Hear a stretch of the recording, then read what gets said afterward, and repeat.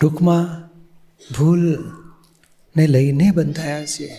ભૂલ ખલાસ થશે તો મોક્ષ થશે. એટલે દિવસ રાત આપણો ધ્યેય એ હોય કેમ કરીને બધા દોષોમાંથી છૂટવું છે. જે ખોટા વ્યવહાર આપણા થતા હોય છે એ કેમ આપણને ખોટું છે ખબર પડ્યા પછી કેમ જલ્દી ખલાસ થતું નથી.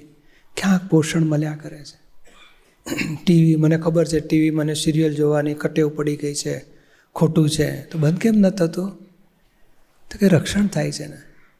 થોડું તો ફ્રેશ થઈ જવાય. આખો દાડો કામ કરીને થાક્યા હોય, વિધિઓ કરી, વાંચન કર્યું, કેટલા કલાક કરવાનું, થોડું તો મગજને ફ્રેશનેસ કરવા જોઈએ ને. ટીવી પોષણ આપ્યું,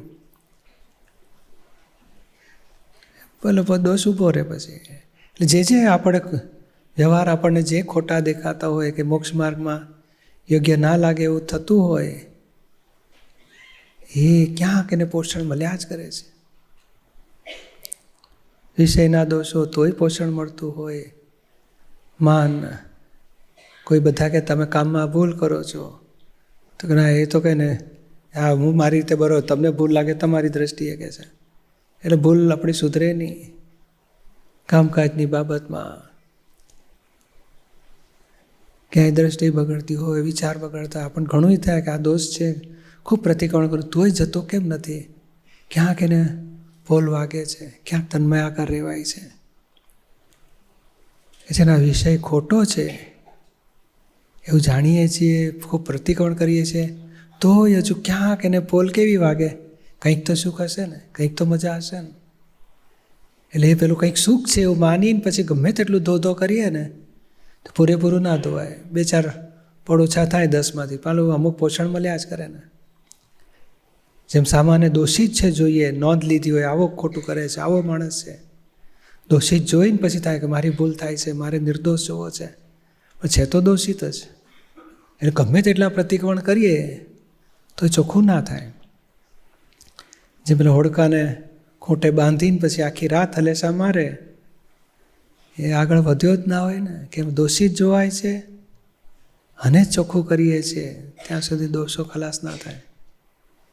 ત્યાં પોષણ મળી જાય છે. ના, હું સાચો હતો, એ છે જ ખોટો, મારે છૂટવું છે, મારે ભૂલ જોવી નથી, માફી માગું છું. પણ રહીને અંદર થાય કે ના, હું સાચો હતો, એ ખોટો જ હતો. દોષિત જોવાયું એટલે દોષો ચોખ્ખા ના થાય. એટલે આવી રીતે આ નાની નાની ભૂલો રહી જવાથી, પોષણ મળવાથી, પેલું કહે ને કે આ દોષ ખોટો છે, કઈ રીતે ખોટો છે, જેટલી વાર થાય એના પ્રતિક્રમણો કરતા હોઈએ તોય પેલું ઉપરાણું દોષની ગાંઠનો મૂળિયા સુધી ના જવા દે, ખલાસ ના થવા દે. એટલે જ્યાં અમુક દોષો આપણા નથી જતા, મને ખબર છે મારી આ પ્રકૃતિ માનવાળી છે, મારી લોભવાળી પ્રકૃતિ છે કે મોહવાળી પ્રકૃતિ છે, તેને પોષણ મળવાથી એ મૂળમાંથી દોષ ખલાસ થતો નથી. અને એ સામાયિકમાં જોવું છે કે ક્યાં પોષણ મળે છે, કેવી રીતે એનું રક્ષણ મળે છે, કેવી રીતે પોલ મરાય છે, કયું હજુ અભિપ્રાય બેસી ગયો છે કે આ તો બરોબર જ છે, એમાં ખોટું નથી, આટલું તો કરવું જ પડે ને, વ્યવહારમાં રહીએ એટલે આટલું તો કરવું જ પડે ને, એમાં કશો વાંધો નહીં. એ વાંધો નહીં શબ્દ એ મોટું રક્ષણ છે દોષનું. કંઈક એવી ભૂલના રક્ષણના લીકેજ ચાલુ છે એટલે પોષણ મળ્યા કરે. એટલે એ આપણે નિર્ગ્રંથ થવું છે. આ ભાવમાં ગ્રંથિઓ બધી તોડ કરીને હલાસ કરવી છે. એ તૂટતા પ્રતિક્રમણો કરીએ એ સાચો રસ્તો છે. પણ પોષણ મળે છે, જે રક્ષણ થઈ જાય છે, એથી પહેલાં મૂળમાંથી દોષ ખલાસ નથી થતા. અને એ દોષ કહે છે, દાદા કહે છે ને 20 વર્ષ એક્સટેન્શન તો એક્ઝેક્ટ છે. વર્ષોના વર્ષો પછી પણ એ થોડો દોષ થયા જ કરતો હોય. પણ થાય કે આ મારે નથી કરવો, ખોટું કરું છું, તો પોષણ મળતું હોય છે ને. એટલે એ આગળનો પુરુષાર્થ એ છે કે દોષને દોષ જાણ્યા પછી એના પક્ષમાં નથી રહેવાનો, એનો બચાવ નથી કરવાનો.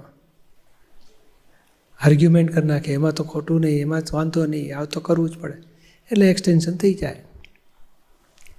એટલે એવી રીતે આપણે ઝીણી ઝીણી ભૂલોને ક્યાં પોષણ મળે છે, લીકેજ બંધ કરતા જઈશું તો ગ્રંથિ ખલાસ થશે અને મુક્ત દશા આ જ ભાવમાં અનુભવીશું આપણે. ચાલો થોડા પ્રશ્ન લેતા જઈશું. શંકરલાલ પટેલ, ખુશ્બુ મકવાણા. હમણાં આપણે જે ઉપરાણા સંબંધી જે કંઈ વાત કરી, ખાસ કરીને ભૂલ અને દોષ, આમ એવું સમજાય કે ભૂલ વસ્તુ જુદી છે અને દોષ એ વિષય અને કસાયને લગતું છે. એક જ બધું ખાનામાં નાખો, વર્તનના ભાગમાં જાય. ભૂલ અને દોષને બહુ, આ તો શું આપણે વ્યવહારમાં ભૂલ કે આધ્યાત્મિક દોષો બધા, પણ મૂળ એક જ ખાનામાં નાખાય, બહુ જુદા પાડવા નથી એને. ઓકે, હવે મારા જે અમુક સવાલ છે પૂજ્યશ્રી જે મેં મોકલાયા છે, એમાંનો પહેલો જે સવાલ છે કે ઉપરાણાનું જે હાર્દ છે જે આપણે વાત કરી એ પોતે છે કે બુદ્ધિ છે? જે કંઈ પ્રશ્નો ઊભા થાય છે એ બુદ્ધિથી થાય છે, અને દોષ જે બતાવે છે, સામાન્ય ભૂલો બતાવે, અગર તો ગુનેગાર બતાવે, એ બુદ્ધિ બતાવે છે, જે કારણ જે ડખો કરવાવાળી બુદ્ધિ છે એ. તો એનાથી આમાં પોતે જે છે એ હાર્દમાં છે કે બુદ્ધિ જ? હાર્દ બુદ્ધિ જ છે, પણ બુદ્ધિનું માને છે ને પોતે, એટલે માર ખાય છે. બુદ્ધિ તો કે પેલો કે ને તમે કેમ જૂઠું બોલ્યા, તો કે હું જૂઠું બોલ્યો જ નથી, તને ખોટી વાત મળી છે. પણ એ બુદ્ધિ જ બતાડે છે, પણ બુદ્ધિનું આપણે માનીએ તો તે આપણે શું કરવું છે? પેલી વાત આવી ને એટલે બુદ્ધિએ ટેક ઓવર નથી કરવાનું, ત્યાં જ્ઞાન હાજર રાખવું છે. તમને એવું લાગ્યું આ મને એમ હતું કે આ બરાબર બહુ છું, અને તમે ખોટું કરો છો, ખોટું બોલ્યા છો, સારું તપાસ કરીશ. તે બુદ્ધિને આપણે ન ગાંઠી, હૃદયથી ગયા અથવા જ્ઞાનથી ગયા કે મારે તપાસ કરવા દો, મારી ક્યાં ભૂલ થાય છે, તો પછી બુદ્ધિનું જોર તૂટે.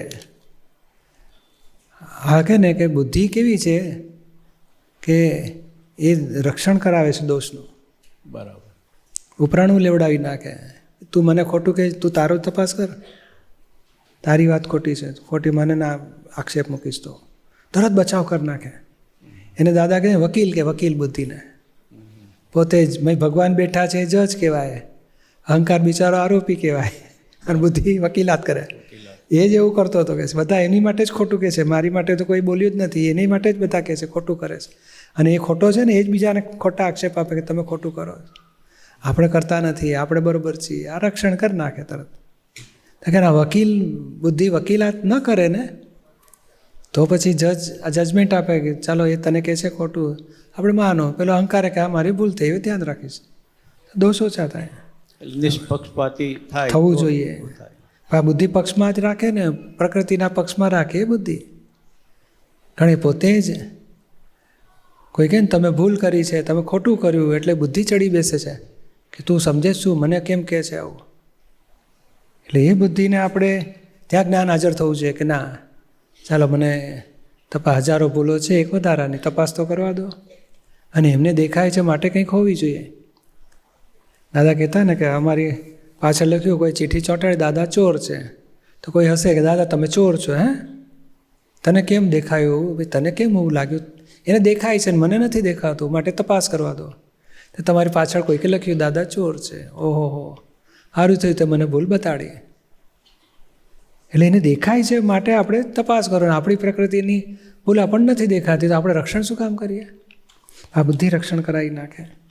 પણ એ બુદ્ધિ રક્ષણ કરાવે બરાબર છે, પણ પોતે જે છે અહંકાર છે, જે ડિસ્ચાર્જ અહંકાર, એ તે પોતે આંધળો તો છે, એની પાસે બિલીફ તો છે જ ને.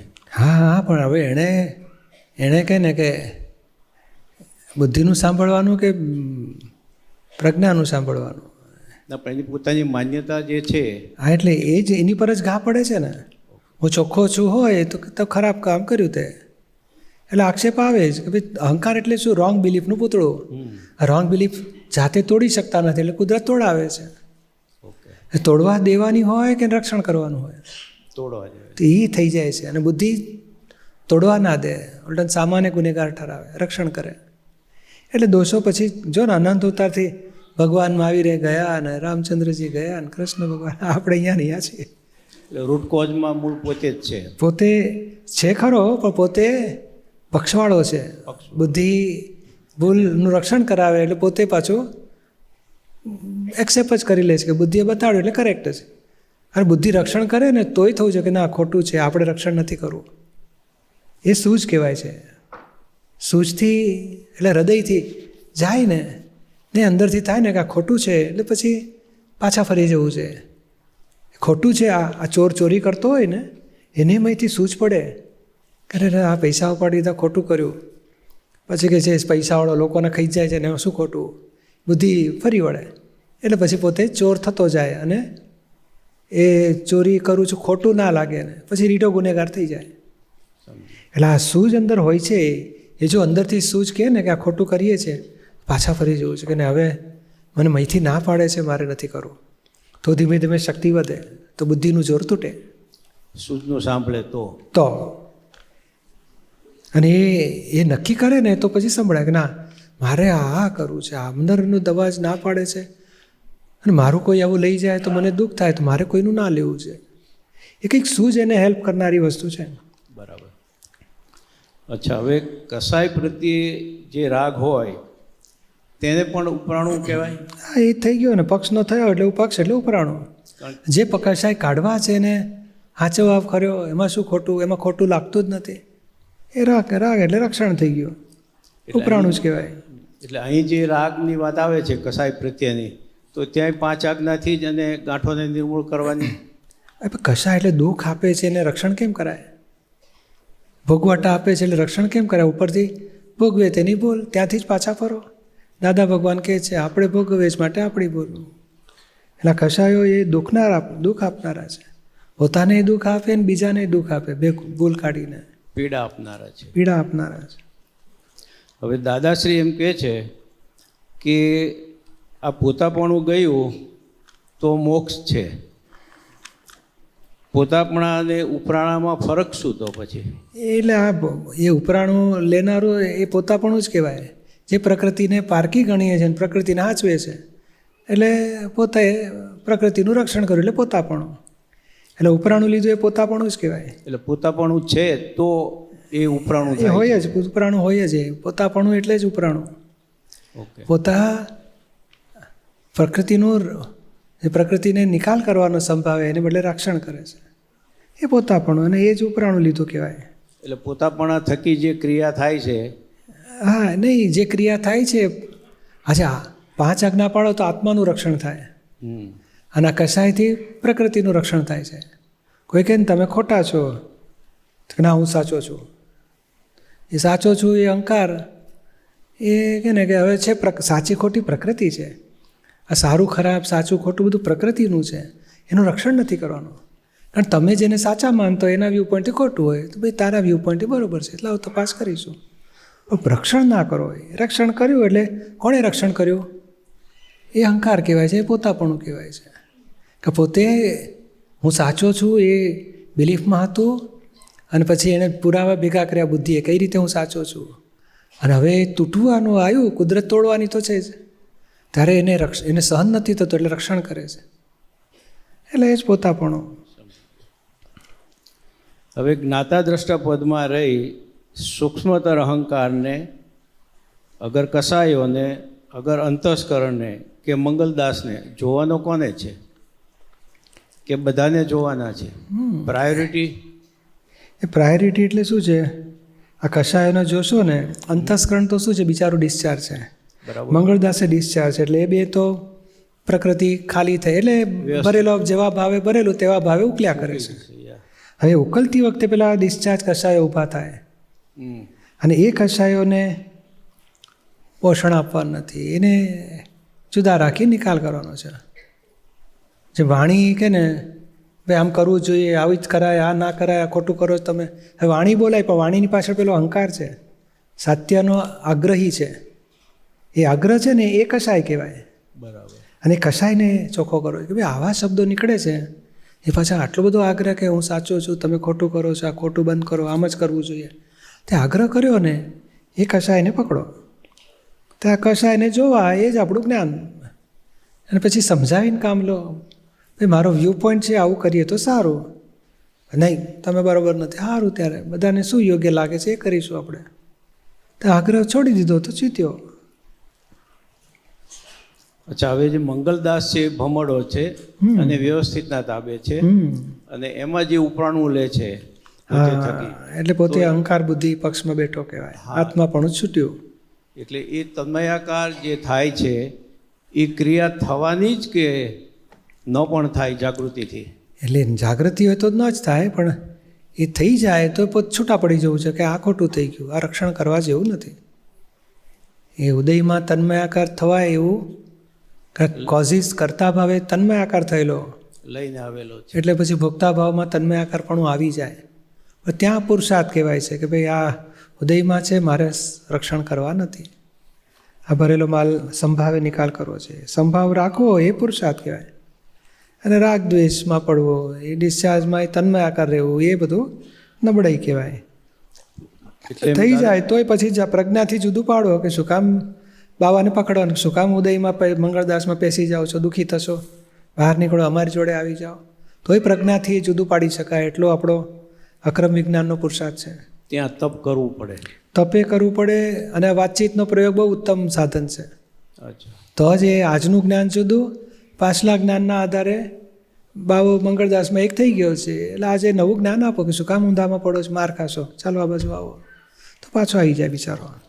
જય શ્રી જય સચિદાનંદ. સુધીર બોલો. સિદ્ધાર્થ ભટ્ટ. કોઈ પણ વ્યક્તિ ખુશ્બુની ભૂલ બતાડે તો એ વખતે બહારથી એ ઉપરાણું લે કે કંઈ પણ એક્સક્યુઝ આપી દે એ વ્યક્તિને, પણ અંદરથી તો એ સ્વીકારતી હોય કે એ વ્યક્તિએ બરાબર કીધું છે, મારી ભૂલ થઈ છે એમ. એટલે એવું લાગે કે એ માનનું રક્ષણ કરે છે, હું સાચી છુંનો જે અહંકાર છે એને રક્ષણ કરે છે. જો એ બહારની વ્યક્તિને બહારથી પેલી વ્યક્તિને એવું કહેશે કે ના તમે સાચું કહ્યું, મારી ભૂલ છે, તો એ ખોટી પડશે. એટલે એવું લાગે કે હું સાચી છું એનું રક્ષણ કરે છે. અને એટલે ખાલી એ જાણતું કે પછી એ પેલી જે ભૂલ છે અંદર તો એ સ્વીકારે છે, બહારથી એમ કહેતી નથી કે હું સ્વીકારું છું. અને કહી લખો તો શું ફરક પડે, અને કહી તો જુઓ એક વખત. અને પેલો અને ખરેખર હોય ને, અને એમ કહેવાય કે ભાઈ તમે મને દેખાડો છો, મને તપાસ કરવા દો, મારી ભૂલ હશે તો હું સુધારીશ, બસ થઈ ગયું. હા હું ખોટી છું એવું નહીં, પણ મારે નીકળવું છે, મારી ભૂલ હશે તો હું સુધારીશ, મારે નીકળી જવું છે. એટલે રક્ષણે નહીં થાય ને ભૂલ તપાસે કરાય ને પછી ભૂલને માફી માગી નીકળી જાઓ. અથવા એને કહેવાય ભાઈ તમે કહો છો આ ખોટું છે તો સાચું શું છે મને સમજાવો, અને સાચાને કેવી રીતે મારે એમાં આગળ વધવું એ રસ્તો બતાડો, તો બતાડશે આપણને. રક્ષણ ના થાય પછી આપણી ભૂલના. એટલે એવું લાગે કે એને આટલું બધું માન છે ને કે એ સામે વ્યક્તિ એવું ના કહી શકે ના કે હા મારી ભૂલ થઈ છે, તમે કહો છો એ સાચું છે કે મારી આવી ભૂલ થઈ હતી, અને ખબર પણ હોય કે આવી ભૂલ થઈ હતી, ને અંદરથી એને એ ટાઈમે ખબર પણ હોય, પણ એ બારે એ વ્યક્તિને કહેશે જ નહીં કે આમ. એ જ બધું રોગ વધે છે ને પછી અંદર. મારું ખરાબ ના દેખાય, હું સાચી છું, ખોટી ના પડું, ખોટી પડીશ એટલે પછી મને આઉટ કરી નાખશે, હું એકલી પડી જઈશ, કેટલી બધી બુદ્ધિની રમતો ચાલતી હોય છે. અને ભૂલ પછી રક્ષણ થયા કરે છે. એટલે ભૂલને આપણે તૂટવા નથી દેતા, રક્ષણ ઉપરાણા લઈએ છીએ. દાદા તો શું કહે છે ભાઈ અમે તમે કોઈ દાડ ચોરી કરી હતી? ના અમે કોઈ દાડ કરીએ જ નહીં. કે ભાઈ જો આ બાંકડો છે ને ચોરીનો માલ છે અમારો, હું કહી દઉં એટલે મારું મન બન બધું પક્ષ તૂટી જાય બધો, કે ભાઈ હવે આપણી આબરૂ બગાડી નાખીએ. લોકો એ કહે કે ભાઈ તમે આવું ખુલ્લું કરો, ભાઈ તુંય ખુલ્લું કરને શું ફરક પડે છે, જો તો કરો. નહીં કોઈ દુરુપયોગ કરે અને કરશે તો એની જવાબદારી. અને આપણે કહો છો ને મને મારી ભૂલ હતી એવું ખબર છે, ભૂલનું અંદરથી સ્વીકારું છું, પેલી પાસે મારું ખરાબ ના દેખાય એટલે હું રક્ષણ કરું છું. એટલે એ રક્ષણનો શું ફાયદો? એની કરતાં ભાઈ તમે કહો છો બરાબર છે, ધ્યાન રાખીશ, સારી વસ્તુ છે. આ નહીં કોઈ દુરુપયોગ કરે, ઉલટાનું તપનો પ્રભાવ ઊભો થાય. આપણે ભૂલનો સ્વીકાર કરીએ ને એટલે આપણે ભૂલ ખલાસ થતી ગઈ, પછી પેલો દુરુપયોગ ના કરી શકે, બહુ કરશે તો એની જવાબદારી. અને કંઈ નહીં કરીએ આપણો હિસાબ હોય ને, આપણે આ સેવામાંથી કાઢી મૂકશે કે આમ કરી નાખશે તેમ, એ આપણી બુદ્ધિની કલ્પના જ હોય છે, ખરેખર બનતું નથી એવું. ઉલટાનું ભૂલ ખલાસ થવાથી જેટલા પ્યોર થઈશું ને એટલું પ્યોરિટીથી એટલા સારા કામ થશે કે કોઈ વિઘ્ન જ નહીં આવે. મિતેશ જય સચિદાનંદ પૂજ્યશ્રી. બોલો. પ્રશ્ન છે કે આપણે સલાહ આપીએ, દાખલા તરીકે કોઈ કાર્ય થતું હોય અને આપણા વ્યૂ પોઈન્ટથી લાગે કે ખોટું છે પણ કામ તો થઈ જાય છે. આપણે સલાહ આપીએ તો ક્યાંથી સલાહ રહીને ક્યાંથી બદલાઈ જાય છે આપણા પોતાના પોષણમાં? એ સલાહમાં બે ભાગ પડે છે. એ લોકોએ પૂછ્યું હતું કે પછી આપણે એમને એમ આપીએ?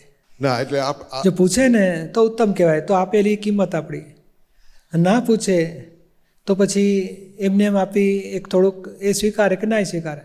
અને ત્રીજો ભાગ એવો છે કે આપણે હિતેચ્છુ તરીકે હોઈએ કે આપણો પોતાનો માણસ છે, આપણું બધાનું બગડે છે, આ ઊંધું કામ થઈ રહ્યું છે, એટલે મને એમ થાય છે તમે વિચારજો આ બરાબર નથી થઈ રહ્યું છે, તો એ દિલથી સલાહ આપી દેવાની, આગ્રહ રાખ્યા વગર. હવે આગ્રહ રાખો ને એ પછી રક્ષણમાં જતું રહે. એટલે હું કહું છું ને તમે માનતા નથી, પછી આડાઈઓ ઊભી થાય, મરવા દો, આ લોકોને કહેવા જેવું નથી, અથવા તો કહીને આ પોતાનું ધાર્યું જ કરે છે, આ લોકો આવા છે તેવા છે, નેગેટિવિટી ઊભી થઈ જાય. એ આગ્રહમાં કોઈ પણ આપણો સલાહ દેખાડી આગ્રહ ના રાખો એનો, તો પછી એ પણ વિચારશે કે શું કહેવા માગો છો, સારું વિચારીશું, ધ્યાન રાખીશું, સુધારીશું આપણે, તો પછી તમારી સાથે પ્રેમ એકતા રહેશે અને કામમાં ઇમ્પ્રુવમેન્ટ લાવવાના ચાન્સીસ છે.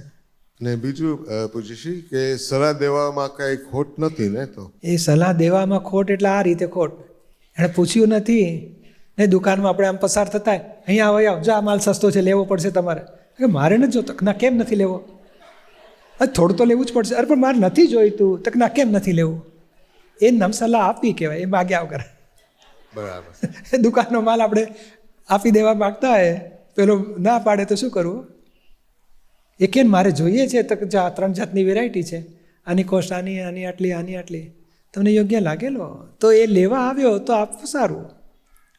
અને આપણે પરાણે આપીએ ને તો ફેંકી દે, ઉપરથી ગુસ્સો કરે આપણી પર, કઈ જાતના માણસો, કોણે તમને વેપારી બનાવ્યા, ગેટ આઉટ કહે છે, મને હાથ નહીં લગાડવાનો, બોલાવવાની જરૂર નથી, યુઝલેસ ફેલો. અને આપણી સલાહની કિંમત 0 થઈ ગઈ. સારી વસ્તુ આપણે આપતા હતા એને, તોય એણે ફેંકી દીધી, કંઈ ગરજ નથી, શું અર્થ આપણે આપવાનો?